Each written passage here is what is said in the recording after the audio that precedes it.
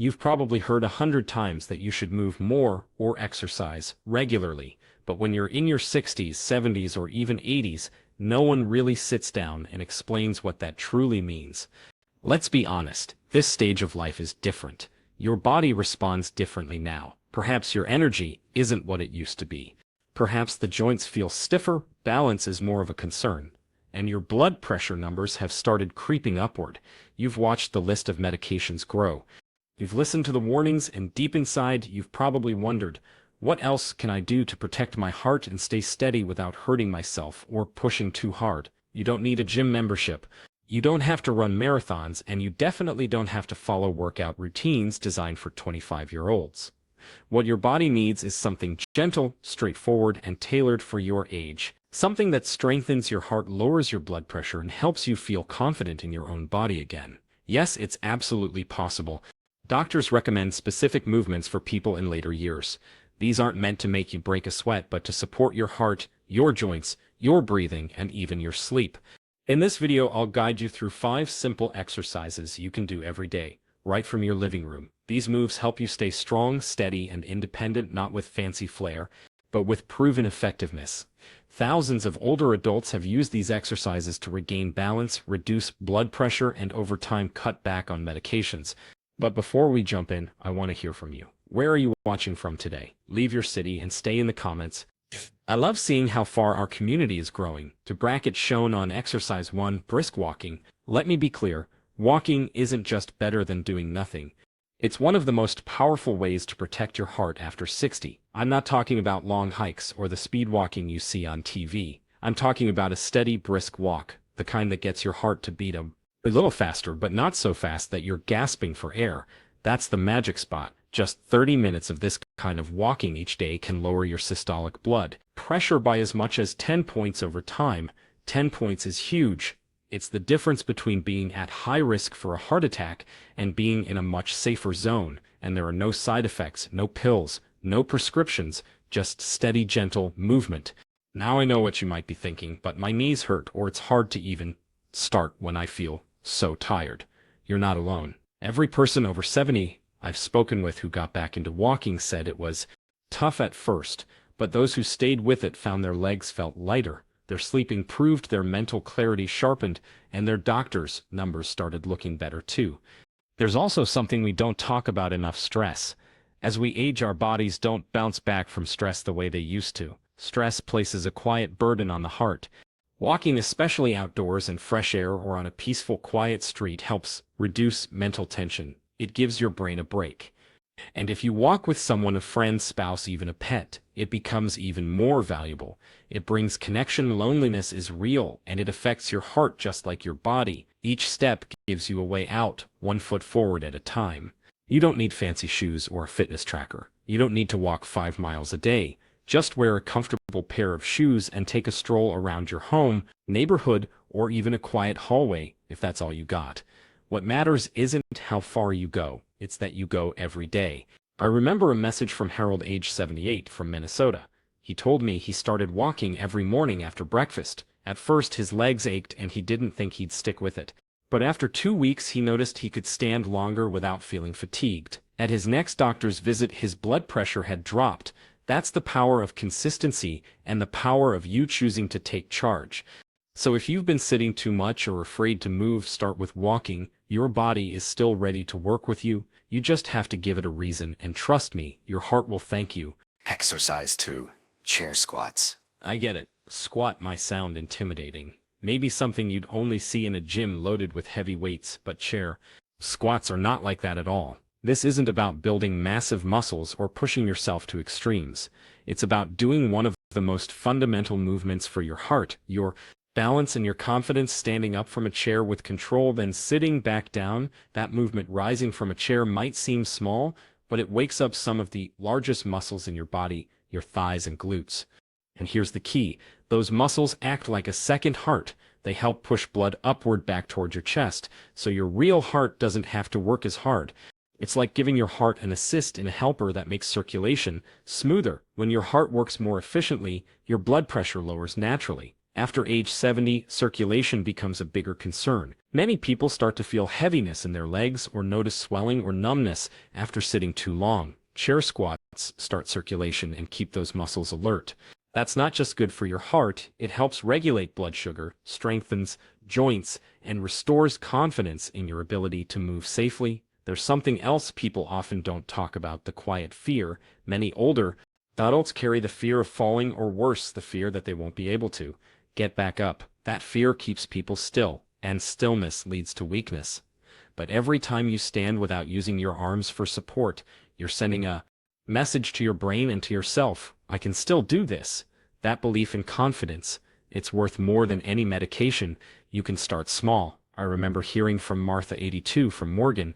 She began with just 5 chair squats a day. Her knees cracked, she felt wobbly, and yes, she used her arms at first, but she didn't stop. 3 weeks later, she was doing 10 chair squats without support. Her doctor told her her resting heart rate had improved, and she told me she felt more stable when walking, less afraid of losing her balance. That's genuine progress. And here's the best part. Chair squats require zero equipment. No weights, no mats, nothing fancy, just a sturdy chair in your own body. Here's how to do it. 1. Sit upright at the edge of your chair with both feet flat on the ground. 2. Cross your arms in front of your chest or extend them straight out in front of you for balance. 3. Press through your heels and slowly rise to a standing position. 4. Pause at the top, stand tall, breathe. 5. Then slowly lower yourself back down with control. Don't plop into the chair. That slow return is where the strength is built. Start with 5 repetitions. Even 3 is perfectly fine if that's where you are today. What matters isn't the number, it's doing them consistently every day. Over time, your legs will feel stronger, you'll feel more grounded, more stable, and perhaps most importantly, that quiet fear, "What if I can't get up?" starts to fade, because you'll know you can. Exercise 3, wall push-ups. Now, don't let the word push-up intimidate you. These are not the floor push-ups you remember from gym class. Wall push-ups are a gentle, joint-friendly version designed for folks who want to build strength and boost circulation without putting stress on their shoulders, wrists, or lower back. You might be wondering, what do my arms and chest have to do with heart health? The answer: a whole lot more than you might think. When you activate the muscles in your chest, shoulders, and upper back, you help your body circulate blood more efficiently. That means your heart doesn't have to work as hard. It's like lubricating the gears in a machine. When everything moves smoothly, there's less strain and lower pressure. Wall push-ups also improve something called vascular elasticity, which simply means how flexible your blood vessels are. Flexible vessels are better at handling changes in blood pressure, and that's vital because as we age, our arteries tend to stiffen. That stiffness can lead to elevated blood pressure and greater strain on your heart, but wall push-ups gently encourage those vessels to stay pliable and responsive. There's more. Good posture and deep breathing are both tied closely to heart health, and wall push-ups support both. As you press away from the wall, your chest opens up. That gives your lungs more room to expand, allowing deeper breaths. You take in more oxygen, feel more alert, and even feel lighter mentally. Small move, big difference. Let's not overlook the emotional side either. After a surgery or health scare, many older adults start to feel like their bodies are shrinking or weakening. But when you can stand tall, press into a wall, and feel your body respond even in small ways, it reminds you, I still have strengthened me. That change in mindset, it can transform how you carry yourself through the day. A gentleman named Leonard, 74, shared his story with us. After a heart surgery, he was hesitant to move too much, but he started doing 10 wall push-ups a day while brushing his teeth. At first it felt too easy, almost pointless, but after a few weeks his balance improved, breathing became easier, and one of his blood pressure medications was reduced. That's the power of small, steady effort. Here's how to try wall push-ups. 1. Stand about an arm's length from a wall. 2. Place your hands flat on the wall at a shoulder height and shoulder width apart. 3. Slowly bend your elbows and lean toward the wall, keeping your body straight. 4. Gently push yourself back to the starting position. 5. Repeat 5 to 10 times. Go slowly. Inhale as you lower, exhale as you push back. This isn't about speed, it's about control. Doing this a few times a day, even while waiting for water to boil or during TV commercials, can create a real difference. Your heart doesn't need pressure or punishment, It needs consistency, and this simple move provides just that. Yep, exercise for Leg raises. This next move might not look dramatic to someone watching, but on the shift, leg raises are among the simplest exercises you can do, whether sitting, standing, or lying down, but they target some of the most important muscles in your body, your legs. You might not think about it often, but your legs house the largest muscles in the body. Those muscles play a key role in blood flow, helping push blood upward toward your heart. As we age and spend more time sitting, that circulation tends to slow. blood can pool in the lower body, leading to swelling, pressure, and sometimes even dangerous clots. Leg raises gently activate those muscles again. Whether from a chair, the bed, or the kitchen counter, raising your legs with control wakes up your calves, thighs, and glutes. This boosts blood flow, supports lower blood pressure, and steadies your heart rate. It's like turning on a quiet motor that helps your body run more smoothly, but the benefits aren't just physical. Leg raises help build confidence. When your legs feel strong, you walk taller, you move without hesitation, you're less fearful of standing, walking outside, or climbing stairs. That changed from "I feel weak too, I've got this. is everything. I'll never forget what Ethel, an 81-year-old from Illinois, told me. She hadn't walked to the corner store in years without holding on to something, but after doing seated leg raises daily for just 3 weeks, she noticed a shift. She wasn't gripping the handrail as tightly, her steps felt firmer, and she said something I'll always remember: "I stopped feeling fragile." That's when you know it's working, not just on the outside, but deep within.